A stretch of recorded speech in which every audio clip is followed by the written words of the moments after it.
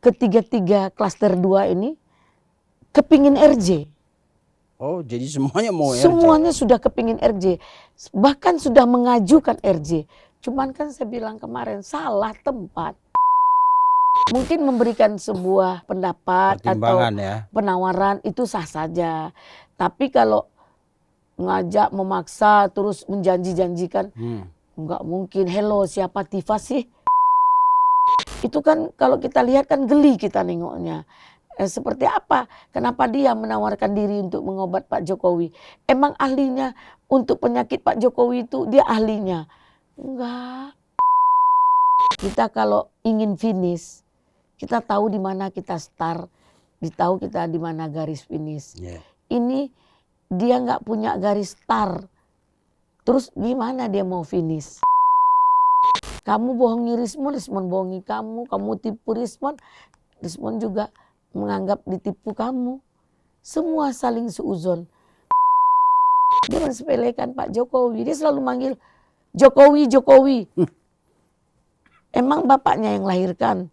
Kan tidak.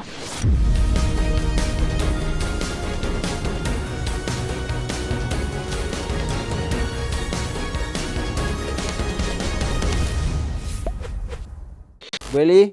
Ya, selamat malam. Selamat selesai libur lebaran.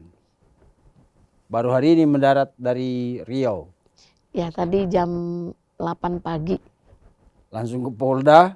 Langsung ke Polda, langsung ke Bareskrim, langsung ke rumah sakit, besuk teman. Ya.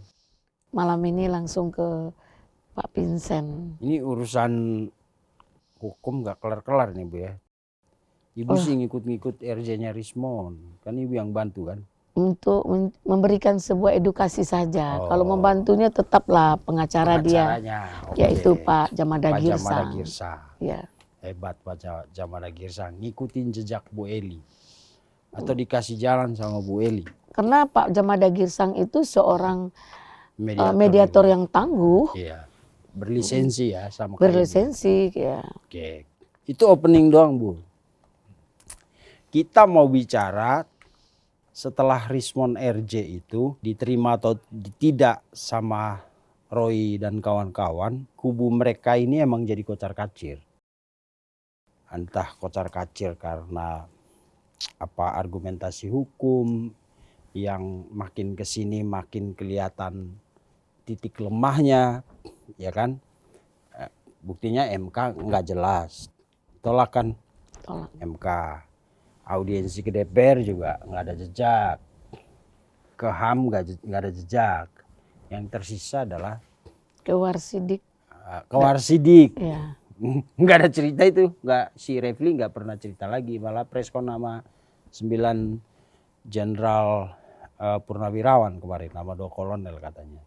Tapi kita nggak akan bahas itu, kita bahas di kesempatan lain aja. Nah, yang jadi gonjang-ganjing rame sekarang itu kan ketika setelah Rismon RJ, orang kemudian bertanya, ini kayaknya masih ada ini. Termasuk Dokter Tifa yang ramai dibicarakan akan menyusul Rismon ke Solo adalah Dokter Tifa. Tapi begitu isu itu muncul, tiba-tiba Dokter Tifa menghilang. Ya kan? Enggak muncul di peredaran, di orbit pemberitaan dan lain-lain. Orang bilang kemana Dokter Tifa? Katanya ikut Bu Eli ke Riau. Bener gitu Bu? Kurang tepat. Kurang tepat. Jadi yang tepat gimana? Selama Dokter Tifa itu dikabarkan menghilang atau mundur dari hiruk pikuk pemberitaan seputar RJ-nya Rismon yang masih berkaitan dengan isu pencemaran nama baik Pak Jokowi itu kan. Sebenarnya Dokter Tifa itu kemana?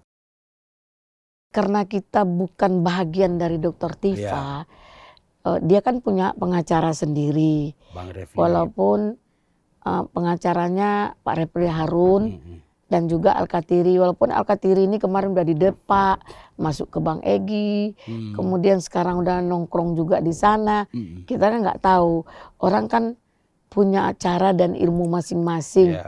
Apakah dia memang ilmunya dipakai untuk sekedar publikasi, sekedar tidak punya kuantitas, kan ada juga kita bisa lihat itu. Karena kemarin terlalu menggedebu-gedebu dengan menghujat-hujat, merasa dialah yang paling segalanya. Nah, ternyata stuck sampai di mana, ya kan? Nggak jalan. Nah, nggak jalan. Kalau tentang RJ, kita melihat ketiga-tiga klaster 2 ini kepingin RJ. Oh, jadi semuanya mau RJ? Semuanya sudah kepingin RJ. Bahkan sudah mengajukan RJ.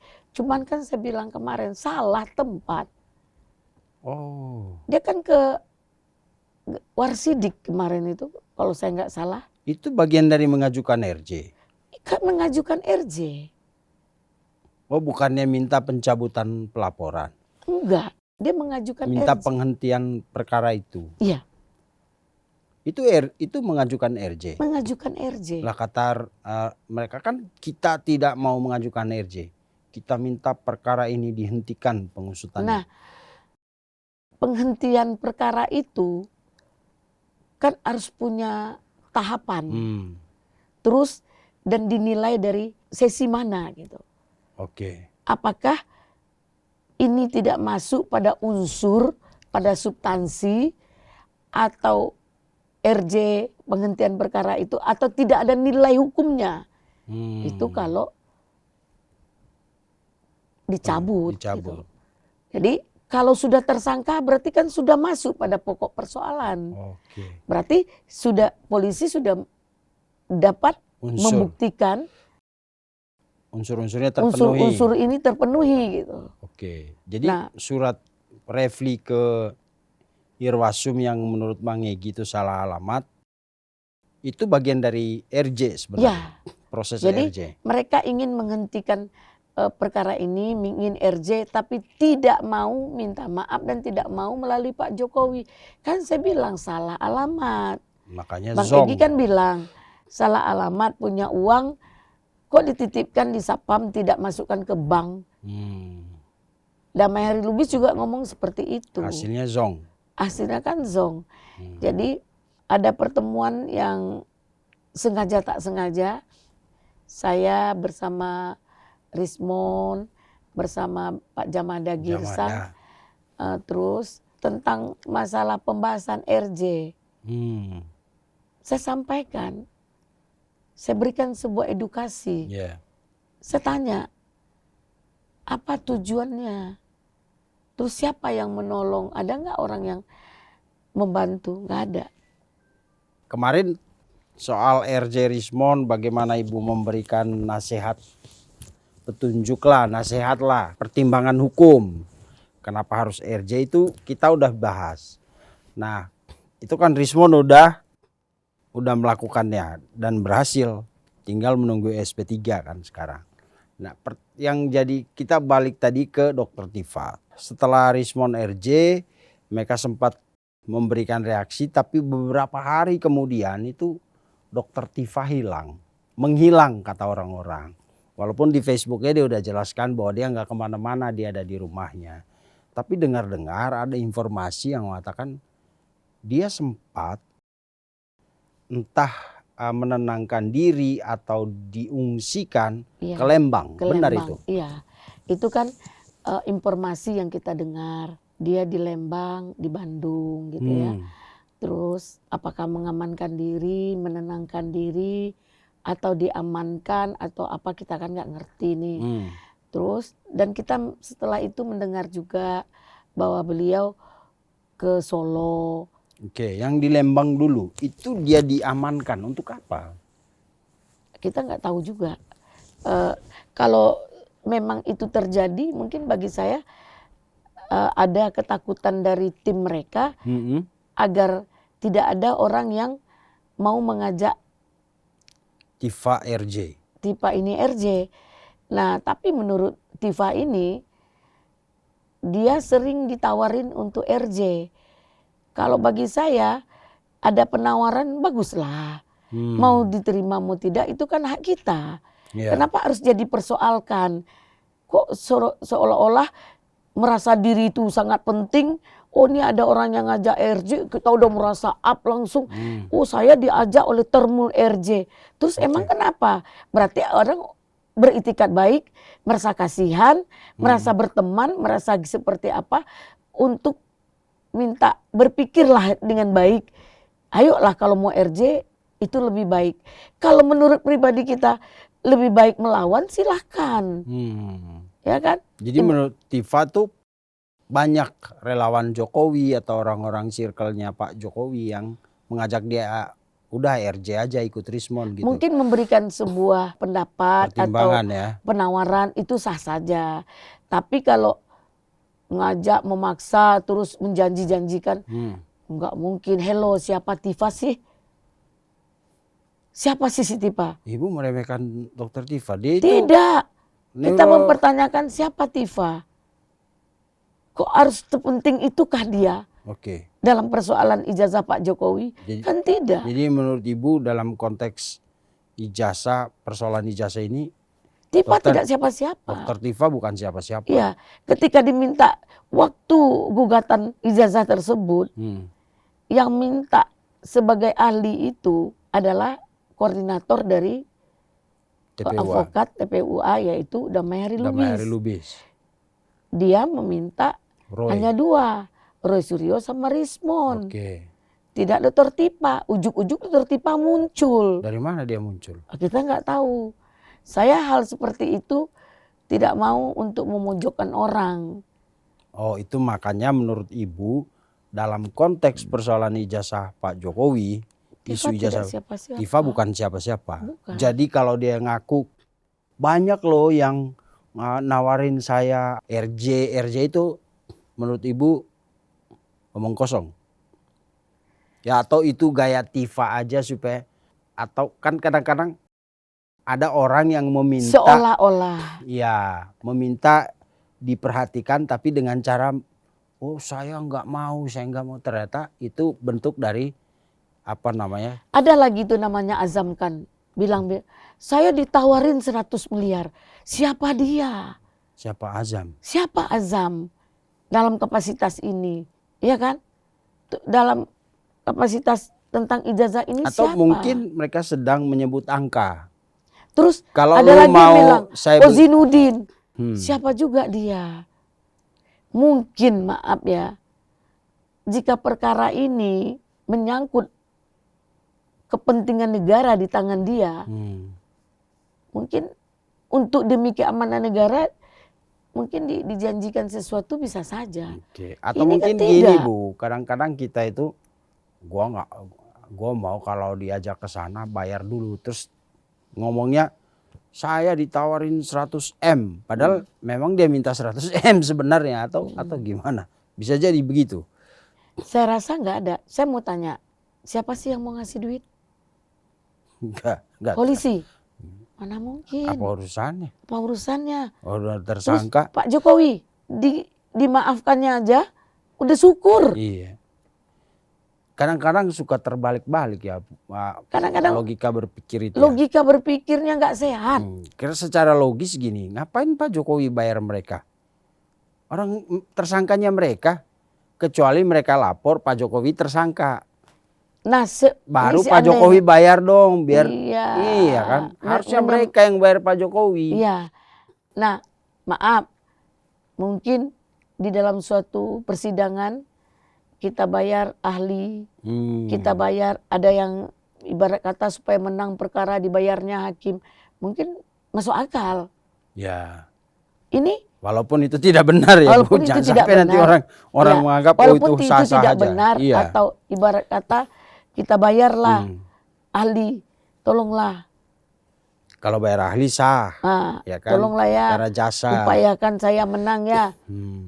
Bisa saja. Tapi biar kalau dalam Jokowi, keadaan tersangka, dia tidak ada fungsi. Masa tersangka minta dibayar? Tersangka minta dibayar Ya kan itu yang mungkin. Selama ini kadang-kadang kita entah karena terlalu fanatik, jadi pikiran kita jadi tertutup. Kalau ada yang isu Bang Egy ke sana dibayar, Bang Egy tersangka. Tapi dia tahu bahwa dia tidak layak ditersangkakan, maka dia pakai cara. Rismon dibayar sekian. Siapa Rismon? Orang dia tersangka. Sekarang Tifa, Azam Khan, semua orang kok kayak Pak Jokowi itu hina banget gitu ya. Iya. Iya kan? Iya. Dia memaafkan orang, tapi dia bayar orang yang dimaafkan. Ini aneh gitu. Udah lah Bu, itu kita sakit kepala kalau mikirin. Jadi kembali ke Tifa aja. Tifa menghilang dan isunya dia ke Lembang. Ada yang mengatakan dia dijaga supaya tidak terpengaruh untuk RJ. Mungkin timnya udah merasa kayak Tifa mau RJ, tapi di publik Tifa mengatakan ada orang yang menawarkan saya sekian supaya saya RJ gitu ya. Padahal faktanya memang dia ke Solo, ya kan?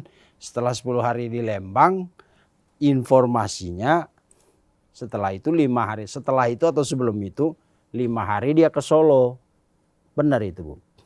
saya Gimana juga mendengar. informasinya gimana yang Saya juga mendengar, ya kita beda-beda informasi ya. Ya. Kebenarannya kan kita nggak jelas. Saya mendengar informasi seperti itu. Dia 5 hari menunggu agar dapat diterima di Solo. Di Solo. Nah, terus ngapain dia ketemu? Emang gampang ketemu Pak Jokowi? Emang dia ketemu pacar di sana? Kan tidak. Ya kan tidak segampang itu. Kecuali misalnya dia janjian sama lawyernya Bang Refli gitu ya. Iya, Janjian enggak, ketemu di Solo. ada mekanisme. Kalau dia ketemu tanpa ada pihak kepolisian, tentu ada pertanyaan. Bisa terjadi fitnah lagi. Apalagi dia pernah menawarkan diri. Ayo Pak Jokowi, saya mau mengobat Pak Jokowi. Itu kan kalau kita lihat kan geli kita nengoknya. Seperti apa? Kenapa dia menawarkan diri untuk mengobat Pak Jokowi? Emang ahlinya untuk penyakit Pak Jokowi itu dia ahlinya? Enggak. Pak Jokowi itu mantan presiden. Iya. Dia bisa minta 100 dokter yang Nah, secara keilmuan jauh di atas Tifa. jauh nggak ada apa-apanya secara keilmuan ya. Ya. Pak Jokowi bisa mau ke seluruh dunia manapun dia bisa Ya. untuk pergi berobat. Dia mantan presiden. Ya, terus ditawarkan dengan cara apa? Merasa jago, merasa hebat. Saya ahli itu, saya bisa mengobat Pak Jokowi. Undang saya. Di situ aja konotasinya seperti apa? Kan dia yang menawarkan diri. Kemudian orang RJ melalui kepolisian ada tahapan buat permohonan RJ, buat minta maaf, buat ini. Kemudian tanya polisi nego dulu, diterima enggak nih Pak? Silakan akomodir katanya. Baru oke. Kapan waktunya Pak? Oh tanggal sekian baru berangkat. Kan begitu seperti yang terjadi sama si Rismon.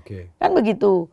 Oh Pak Jokowi ada waktu dan bersedia nerima tanggal sekian. Pihak kepolisian udah siap-siap besok kita berangkat. Udah. Dia mendampingi gitu. Enggak berbuat apa-apa polisi gitu. Jadi Tifa ke sana sendiri seolah-olah dengan bawa namanya Pak Jokowi mau ketemu. Iya, merasa Pak Jokowi tunduk sama dia. Merasa Pak Jokowi dengan kedatangan dia hore-hore bahagia gitu. Kan tidak. Atau merasa terhormat. Merasa terhormat. Seorang Pak Jokowi, ahli neuroscience. Wah, yang datang menemui dia gitu. Seorang dokter muda cantik gitu ya.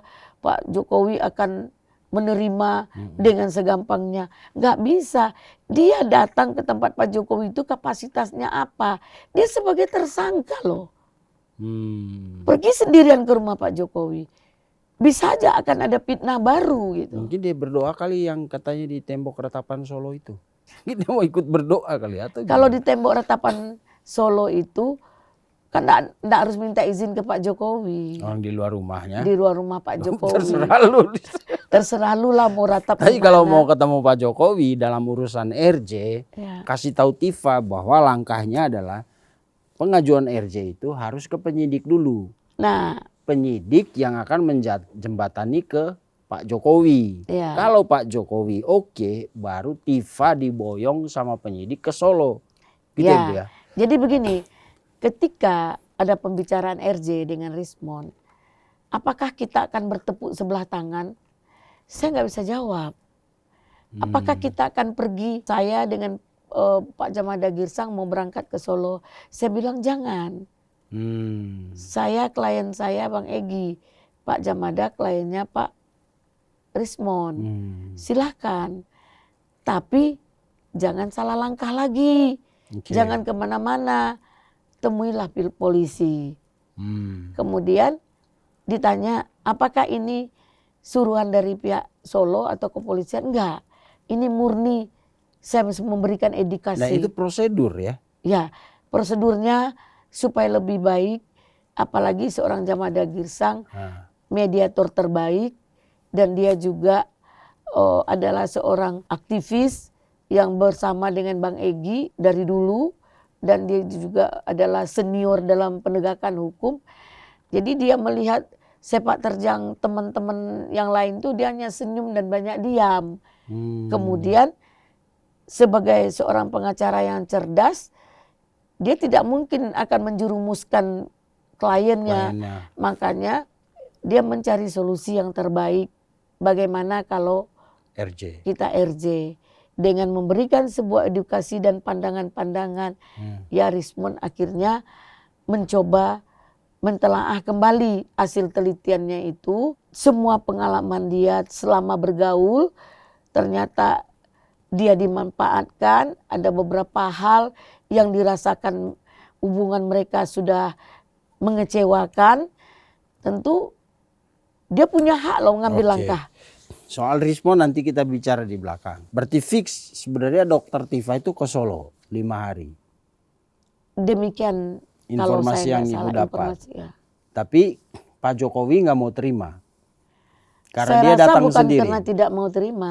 Tidak tepat dia untuk menerima orang seperti itu. Karena dalam orang tersangka terima datang sendirian kan nggak mungkin. Nggak boleh. Nggak boleh. Ya, karena udah dibawa. Berarti Pak Jokowi mempermainkan hukum. Siap dia lapor tuh dia dua-duaan ketemuan lah bisa. Karena Tifa dan kawan-kawan itu kan di bawah pengawasan polisi. Mereka masih punya wajib lapor kan. Harus dihargai dong. Tolong Polda Metro Jaya bantulah proses ini. Kan dia minta langsung ke Polda. Itulah profesionalnya, langkah-langkahnya yang dilakukan kemarin. Nah, nggak mungkin lah Pak Jokowi. Siapa sih si Tifa? Emangnya seorang ratu yang datang. Ratu Elizabeth. Ratu Elizabeth. Nah, atau bidadari. Mungkin juga Pak Jokowi nggak takut akan nerima. Kenapa takut? Iyalah, kalau takut akan ada hukum lain, akan ada perkara Tifa lain. datang sendiri? Kan dia punya lawyer, Bang Refli. Kan bisa datang berdua misalnya ke Solo. Takut mungkin kalau sama Bang Refli kan pernah jadi anak buahnya Pak Jokowi sebagai komisaris waktu itu ya di BUMN kan. Mungkin kalau berdua kan lebih bagus. Maksudnya Pak Jokowi akan pertimbangkan, oh Refli ini bekas anak buah saya dulu. Kalau Tifa kan gak ada hubungan apa-apa sama Pak Jokowi. Sebenarnya Tifa ini sama dengan saya, masyarakat biasa. Iya, maksudnya tapi kalau dengan menggadang-gadangkan diri. Iya, maksudnya kalau dengan Refli kan mungkin gak ngomongin RJ, tapi setidaknya diterima di rumah, ya kan? Mungkin mereka datang hari ini misalnya, ya. Kalau berdua mereka mungkin nggak boleh pula lah, nggak elok juga. Maksudnya gini Bu, kan Pak Jokowi juga punya marwah. Ya, bukan menyombongkan diri ya. Dia itu mantan presiden 2 periode. Jadi secara pribadi itu sebagai manusia itu dia punya prestis Bu. Kalau orang kayak Dokter Tifa yang udah maki-maki dan bukan siapa-siapa datang sendiri, kan ilfil juga Pak Jokowi mau ketemu kan. Apalagi secara hukum tentu tidak boleh. Pak Jokowi dianggap mempermainkan polisi kan. Kalau dia datang dengan Refli, mungkin Pak Jokowi punya pertimbangan. Refli ini bekas anak buah saya. Dulu komisaris 2 kali. Nggak bisa juga. Komisaris mungkin secara manusiawi artinya gini. Ketemu aja dulu, nggak usah ngomongin RJ dan lain-lain. Nggak bisa juga. Oh nggak bisa. Sekarang kan dia melawan Pak Jokowi. Dia sebagai pengacara Tifa nggak bisa. Oh nggak bisa. Nggak bisa juga. Saya pikir tadi, Refli kan dulu anak buah saya. Anak buah di BUMN ya. Iya. Oke lah kan, ketemu dulu. Kan mungkin hubungan mereka awalnya manis terakhirnya sama Pak Jokowi ya. Sama Pak Jokowi nggak baik. Makanya kan ada dendam seolah-olah ini. Kan makanya dia kayaknya semangat sekali untuk menjatuhkan Pak Jokowi. Yang semangat itu sebenarnya saya lihat hanya 2. Siapa itu? Terus ya Roy Suryo sama Refli Harun. Terus yang diprovokasi oleh seperti Kozinudin gitu ya kan. Ini kalau saya melihat hak saya dong menilai ya kan. Analisis ibu ya itu ya. Itu analisa ibu ya. Dari pandangan saya kan mereka kan up selalu. Kita punya melihat gitu, menilai. Silakan mereka dinilai apa seperti apa, saya nggak masalah gitu. Nah, dalam hal ini Tifa kayaknya pingin beda gitu. Jadi merasa sudah di atas angin. Merasa dia punya prestise sendiri, dia merasa eksklusif. Oh kalau saya datang pasti Pak Jokowi, enje. Mungkin begitu. Siapa lo gitu ya kan. Jadi inilah yang kita nih salah kaprah. Orang-orang seperti ini orang yang sedang mencari jati diri. Jadi butuh publikasi, butuh diakui. Karena dia tidak ada apa-apanya gitu. Orang yang intelektual dan punya publikasi, dia tidak berambisi seperti itu. Coba lihat, siapa yang intelektual? Buru-buru cari publikasi kan tidak. Seperti Otto Hasibuan ya, seorang pengacara. Dia ketua loh.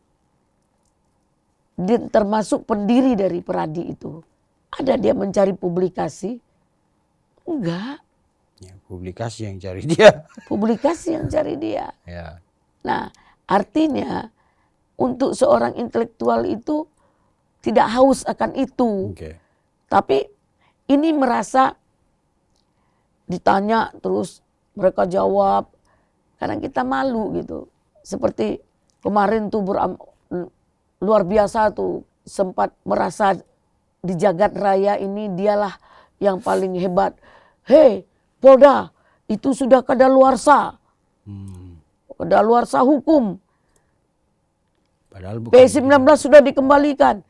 Nah, mereka kan hitung waktu 14 hari. Nah, setiap mau tampil baca semua. Hafal. Dia hafal. Tapi teorinya nol. Apalagi Prakteknya praktek. nol. Apalagi praktek. Teorinya 6,5 lah kita taruh ya. Jangan nol juga, kasihan juga mereka. Soalnya nyari itu juga kan butuh kerja Bu. Kalau dikasih nol kasihan. 6,5 lah ya. Prakteknya 2,3 misalnya ya. Jangan sampai nol lah, kasihan Bu. Ya. Bu Heli kalau ngasih angka tuh jangan sampai nol. Enggak, saya cuma ngasih orang itu 0, 50 dan 100. Kalau di bawah 50 saya kasih 0. Wah, ini. Enggak ada saya ngasih 25, 10, 45 pun saya nggak mau ngasih. Jadi dalam hal ini kita harus yang dikatakan oleh guru saya ya. Walaupun sebagai klien, tahu diri dan tahu batas. Kata Bang Egy. Disampaikan Bang Egy. Ya. Nah di sini mereka ini sudah nggak tahu diri, nggak tahu batas gitu maksud Ibu. Itulah dia. Tidak pernah berkaca. Apa yang mereka lakukan itu, omongan mereka itu seperti apa mereka mempertanggungjawabkan, nggak ada. Setelah di Solo tidak diterima karena tidak mengikuti prosedur hukum yang benar untuk RJ, apakah kemudian Dokter Tifa merevisi jalannya? Oh berarti saya harus ke Polda dulu gitu. Mudah-mudahan atau Ibu udah dengar, soalnya Ibu kadang-kadang udah dengar infonya ngomongnya mudah-mudahan. Iya, kita kan yang membolak-balikkan hati ini kan Allah. Hari ini dia berkata tidak, mungkin besok dia dapat hidayah atau dapat punya kesadaran bahwa ngapain kita cari kesalahan orang, ngapain kita rendah-rendahkan orang. Emang siapa kita? Udahlah kita minta maaf dan saling bermaafan, kan bisa saja. Mudah-mudahan dibuka Allah pintu hati dia. Tapi menurut Ibu, kalau sampai ke Solo kan berarti serius dia mau RJ kan? Logikanya dia ke Solo mau RJ, serius nih mau ketemu Pak Jokowi. Ternyata ditolak karena ya lu nggak ikut prosedur, Iya. nggak ikutin jalan yang benar dalam Iya. konteks hukum, karena ini kan tersangka bertemu pelapor nih, harusnya prosedurnya seperti tadi Bu Eli bilang. Iya. Ada nggak setelah itu Dokter Tifa kemudian, oh berarti saya harus ke Polda, atau justru setelah tahu dia ke Polda kemudian timnya menjemput dia untuk dibersihkan di Lembang? Kita kan semua berandai-andai. Oke. Karena kita nggak juga elok mengikuti langkah-langkah dia, menguntit-untit dia itu kan tidak elok. Kita lihat di statement-statement itu secara psikis kita lihat ada sebuah tersirat dan tersurat di mana pasti dia lelah juga dalam perkara ini yang tidak berujung. Gimana ya? Kita kalau ingin finish, kita tahu di mana kita start, tahu kita di mana garis finish. Yeah. Ini dia nggak punya garis start, terus gimana dia mau finish? Wah ini keren nih. Dia nggak tahu start di mana, bagaimana dia mau tahu berakhir di mana gitu ya. Nah, kenapa Destination nowhere kata orang. Iya. Jadi tujuannya kemana-mana nggak jelas, pokoknya kemana aja dah. Iya. Kemana kaki melangkah ya. Ya, itu beda lagi maknanya. Kalau kemana kaki melangkah itu orang yang kehilangan arah. Sama kayak Dokter Tifa, karena kan nggak tahu startnya di mana. Nah, kalau startnya di mana dia ikut-ikutan. Oh. Jadi orang udah start dari sini, dia baru di sini, dia merasa dia akan duluan sampai. Sementara orang yang start dari awal yang paham segalanya sudah finish dia. Oke, jadi sejauh ini belum ada informasi bahwa Dokter Tifa itu mengurus proses RJ ke Polda Metro Jaya. Iya, karena saya lihat pengacara-pengacara yang di samping Dokter Tifa ini ada pengacara yang senior, tapi dia tidak melakukan kepentingan kliennya. Dia melakukan kepentingan pribadi, ada tersirat dan tersurat di situ gitu. Oke. Jadi kasihan Dokter Tifa ini. Ya. Tapi kan bukannya dia sama Pak Refli Harun, Bang Refli itu kan sebagai pakar hukum tata negara ya. Kan tahu gitu prosesnya. Kalau hukum tata negara belum tahu dia mahir dengan hukum pidana atau perdata. Jadi bisa dibilang bahwa Tifa ke Solo dan tidak mengikuti prosedur RJ itu karena Bang Refli juga nggak paham gitu bahwa harusnya ke Polda dulu. Bisa dibilang begitu karena kan mestinya kan dia konsultasi sama pengacaranya kan. Kayak Rismon konsultasi sama Jamada Girsang. Jamada Girsang ngasih tahu begini loh prosesnya. Kalau kita bingung ya. Kalau kemarin saya ngomong sama Rismon, siapa sih pengacaramu? Jamada Girsang, Kak. Udahlah kalau kamu merasa yakin ya Pak Jamada, jadi bisa koordinasi dan komunikasi. Kamu tidak tumpang tindih gitu. Kalau Tifa? Nah kita nggak tahu Tifa apakah dengan Refli Harun saja atau banyak yang lain. Refli Harun kan ngajak Al-Katiri. Al-Katiri kemarin menurut dia, kenapa Al-Katiri saya masukkan ke dalam law firm saya? Karena Al-Katiri ini bilang dia diusir dan dibuang oleh pihak Kozinudin dan terakhir dia digantikan Taufik oleh Dr. Tifa, seperti apalah. Kita nggak mau terlalu jauh lah dalam perkara itu mereka. Kita selesai lah. Intinya kan kelihatan jadi tidak sejalan. Kalau misalnya benar Dr. Tifa ke Solo mau RJ walaupun prosedurnya salah, kan tidak sejalan sama Refli. Tifa misalnya ke Solo mau RJ, Refli justru menggandeng 9 jenderal. Preskon lagi, mau gugat lagi segala macam. Tidak sejalan klien nama. Seharusnya dalam perkara ini bapak-bapakku yang terhormat jenderal-jenderal Pak Sunarko ya, saya selama ini menilai beliau cukup salut, tidak terpengaruh dengan persoalan-persoalan yang menjatuhkan pamor beliau. Apalagi saya dengar dia mau gugat Polda Metro Jaya. Itu kan di mana letak senioritas dia gitu. Sebagai angkatan saling menghormati. Mereka menyampaikan bahwa abuse of power yang dilakukan oleh Polda Metro Jaya.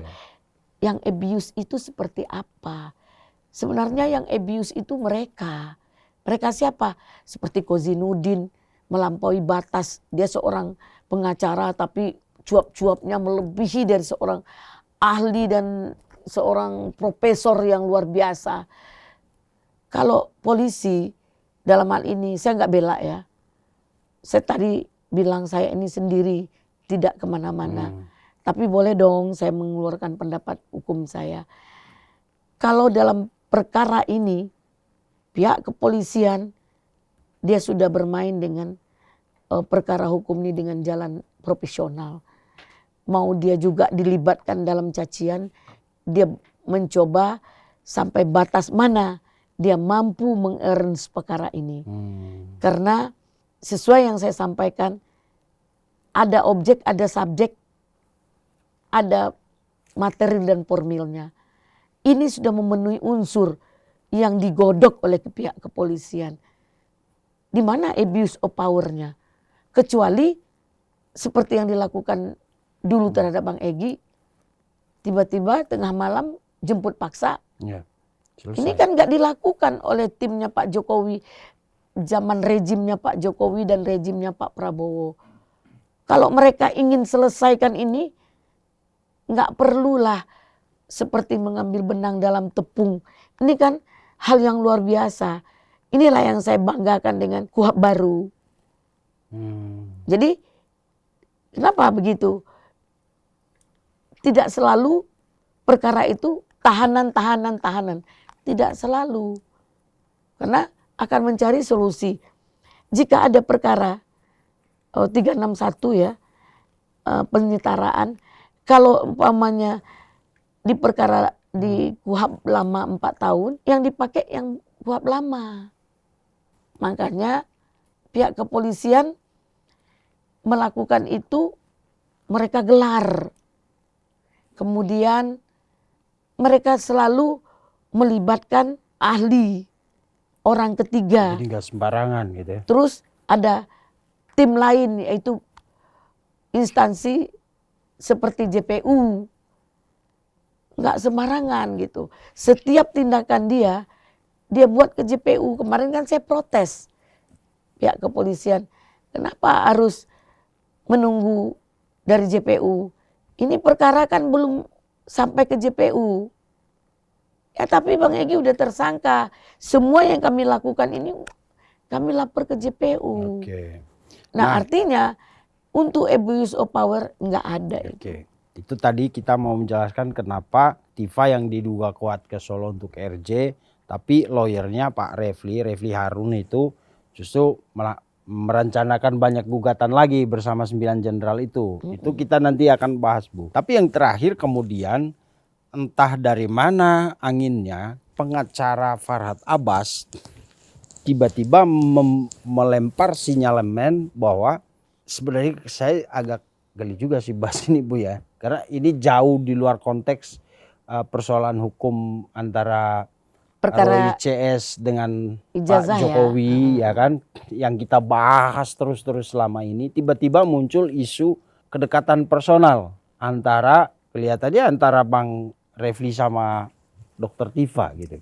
Kalau menurut Ibu gimana? Kalau saya sebenarnya enggak, tapi ini udah banyak banget bergulir di luar. Itu yang saya sayangkan, merasa pengacara senior ya. Kan pernah dia bilang, Bu Eli nangis, tak maaf ke saya. Kapan saja dengan dia komunikasi nggak baik itu. Karena dia itu goyang menurut saya. Jadi saya nggak percaya dengan orang seperti itu gitu. Yang dilakukannya tuh seperti maling teriak maling, gimana ya. Dia pelaku seperti apa yang disampaikannya itu, dia juga nggak lebih baik dari itu. Jadi nggak boleh merendahkan orang. Jika perkara ini adalah perkara yang kita ributkan sekarang ini tentang dengan Pak Jokowi, laporan Pak Jokowi, kok dimasukkan kepada ranah pribadi? Hubungan personal. Benar tidak benar, apa urusan dia? Oke, jadi nggak ada konsekuensi hukum ya, kalaupun misalnya apa yang sekarang beredar luas. Dia buka aib orang, memang kepentingannya apa? Kan dosa itu, ngapain buka aibnya orang? Kalaupun kita tahu, kenapa harus kita yang buka? Tapi Kalau Ibu, dalam rumah tangga itu kan, kalau memang itu terjadi, suaminya Tifa kan nggak bodoh juga. oh, Dan Reply Harun punya istri kan nggak bodoh juga. Kalaupun mereka lakukan itu tuh kan hak mereka. Di luar dari konteks yang terjadi. Apa urusannya? Ngapain orang disebut-sebut dalam perkara pribadi? Kan blunder lagi gitu. oke. Jadi ini sudah lari dari konteks. Saya jujur tidak sepakat dan tidak setuju para nabas melibat-libatkan kepada perkara ini dengan pribadi Dr. Tifa dan Pak Reply Harun gitu. Oke, kita juga stop aja, nggak usah ngomongin itu. Saya dari kemarin juga di WA, ayo bahas dong bang, kan dulu biasa ngomongin. Saya bilang kalau itu udah masuk ke ranah hukum, artinya misalnya isu itu kemudian menjadi persoalan hukum, saya bisa angkat. Ya kan, tapi kalau masih seperti itu saya rasa tidak bagus lah. Sebagai media bukan influencer atau apa gitu, saya tidak boleh masuk ke ranah itu. Tapi tadi saya cuman Setuju saya. ya, jadi nanti misalnya Usahlah ada kita bahas-bahas ya, tentang pribadi kalau dia. nanti itu jadi persoalan hukum, saya Itu masuk beda di lagi. situ. Karena pasti ada cerita, ada bukti, ada lain-lain kan, ada laporan. Kalau laporan kan orang pasti bawa bukti gitu. Iya. Nah, kalau masih sumir-sumir begini ya udah kita anggap aja angin lalu sambil kita menunggu apakah ini akan masuk ke proses hukum. Oke, itu tentang Dokter Tifa. Ada yang Ibu mau sampaikan? Bagi saya memberikan pendapat sedikit kepada Dr. Tifa jika berkenan. Saya melihat dalam langkah-langkah dan sikap beliau. Sebenarnya beliau mau RJ loh. Dengan cara-cara ya. Kenapa dia bilang begini? Kan namanya juga orang tidak labil, lagi Orang emosi labil. sah saja. Ya kan? Lagi labil lah ya. Ya. Terus emosi atau ingin menutupi rasa malu, ingin menutupi beberapa hal. Tentu mereka statementnya tidak konsisten. Sah saja, pikirkan yang baik. Yang terbaik itu introspeksi diri. Patut, apakah elok, apakah pas yang kita lakukan. Jangan berjuang itu konyol, gali lubang sendiri. Yeah. Maaf, kapasitas nggak ada untuk perkara ini. Seandainya ini dilanjutkan, nilai apa yang dia cari? Pengakuan dari mana yang dia akan dapatkan? Manfaat apa yang dia Manfaat apa yang akan didapatkan? Saya tidak merendahkan cara dia. Saya hanya menghimbau. Ya, karena dia ada berupaya, tapi salah, belum tercapai. Nggak mungkin Pak Jokowi menemui Dr. Tifa tanpa ada pihak kepolisian. Karena RJ itu kepolisian. yang mediator utamanya Mediator harusnya kepolisian. utamanya. Kalau ada pengacara adalah mediator pendamping. Jadi saya minta hentikanlah manuver-manuver seperti itu. Kalau memang bulat tekad untuk lanjut, Tempuhlah proses proses hukum dengan profesional. Jangan cari kesalahan orang. Saya ditipu, saya diginiin. Kamu juga nipu. Dia bilang kita bohongi Rismon. Gitu. Kamu juga membohongi. Jadi kita ini sama. Kamu bohongi Rismon, Rismon bohongi kamu. Kamu tipu Rismon, Rismon juga menganggap ditipu kamu. Semua saling seuzon. Marilah kembali kepada pangkal jalan. Tanya diri sendiri. Kamu Tifa bukan orang politik. Jadi politik ini sakit loh. Menyesal kamu nanti. Jangan terbawa hanyut dengan orang-orang politik yang di sekeliling kamu. Ya kan? Itu Roy Suryo itu mungkin dia malu untuk minta RJ. Padahal hatinya dia ingin. Dari caranya dia minta RJ kok ke Warsidik. Cabut perkara saya. Kok minta dicabut? Emang siapa dia? Emang orang yang membuat dia tersangka tuh tidak punya perhitungan, tidak punya pembuktian. Tiba-tiba dia jadi tersangka. Bodoh banget orang. Emang disetujui kalau memang penyidiknya yang yang tidak sehat, kan ada dirnya, ada Kapolda. Silakan buat surat audiensi ketemu Kapolda. Lebih enak.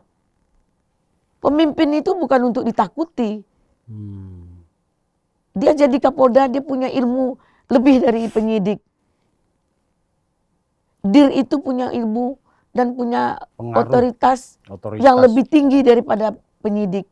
Demikian juga Kapolda, Kapolri, boleh dong. Presiden juga boleh kita temui. Audiensi, kita minta carikan jalan terbaik untuk mencari keadilan. Tapi yang mencari keadilan yang mana? Yang merasa dizolimi mereka, sementara mereka menzolimi orang gitu. Kenapa sekarang saya menyampaikan dia menzolimi Pak Jokowi? Dia caci, dia maki, dia hina. Sampai Dr. Tipa itu datang sendirian ke sana. Dia mensepelekan Pak Jokowi. Dia selalu manggil Jokowi, Jokowi. Emang bapaknya yang lahirkan? Kan tidak. Dalam sopan santun, etika kita harus tetap panggil Mas, Pak, atau Pak, atau Adinda, atau sebut namanya Pak Jokowi. Inilah taat kita dalam beribadah, sopan santun harus dijaga. Oke, siap. Terima kasih Bu. Untuk Dr. Tifa kita cukupkan sampai di sini.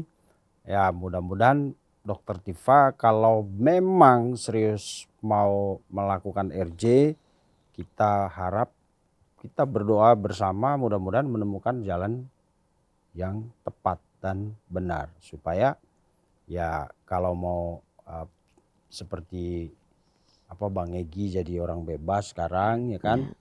Ya tempuhlah jalan yang benar. Jangan merasa seperti Bu Eli bilang, merasa seolah-olah dia itu luar biasa sekali sampai untuk mengurus ini dia main datang aja ke Pak Jokowi padahal dia sedang berperkara dan statusnya tersangka. Nah, kalau mau menempuh RJ harus melalui prosedur hukum yang benar. Datanglah ke penyidik Polda Metro Jaya, sampaikan tujuannya dengan berani tanpa harus malu-malu, jaga gengsi dan lain-lain gitu ya. Sampaikan, maka pihak penyidik yang akan memediasi itu ke Pak Jokowi. Kalau Pak Jokowi oke, baru nanti Bu Tifa ke sana, nggak perlu 5 hari. Ya kan? 1 hari PP. 1 hari PP naik kereta seperti Rismon dan Pak Jagir kan, aman, selesai. Jadi kadang-kadang kita menginginkan sesuatu yang baik tapi tidak memilih jalan yang tepat. Maka hasilnya ya tidak akan baik-baik saja. Gitu ya Bu. Ya, saya di sini ya buat close statement buat Tifa. Coba gunakan akal sehat. Kamu anak pintar. Bayangkanlah walaupun kamu belum jadi dokter, tapi 2 dokter sudah kamu persiapkan untuk dirimu. Kalau kamu tidak menjalankan ini dengan akal sehat, nanti akal kamu jadi kurang sehat. Oke, seperti kata Bang Ade Armando, karena hanya dengan menggunakan akal sehat, maka negara ini akan selamat. Siap. Nah, itu kemudian saya yakin dan percaya di hatimu akan melakukan RJ. Datanglah ke Polda. Jangan kemana-mana. Oh kamu pernah ditawarkan orang, itu sah saja. Nggak perlu dijadikan sebuah sebuah diri. Statement bahwa ada yang minta RJ. Terus saya tolak. Emang mau kau terima dan kau tolak, yang rugi siapa? Terus ada yang mengajukan, kok merasa orang yang mengajukan itu direndahkan? Terus kamu yang ditawarkan RJ merasa segalanya, merasa dia adalah orang hebat? Enggak juga. Jadi introspeksi diri, kaca diri. Siap. Terima kasih pemirsa, begitulah obrolan kita dengan Bu Eli Daneti untuk kesempatan kali ini. Selamat malam, sampai jumpa di episode selanjutnya. Pasti kita pengen kan ekspresi mengedepankan estetika Kan dokter sampaikan. jelas tadi mendengarkan.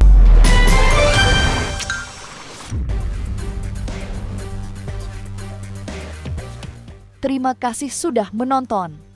Jangan lupa like, komen, share, dan subscribe video cumi-cumi.com.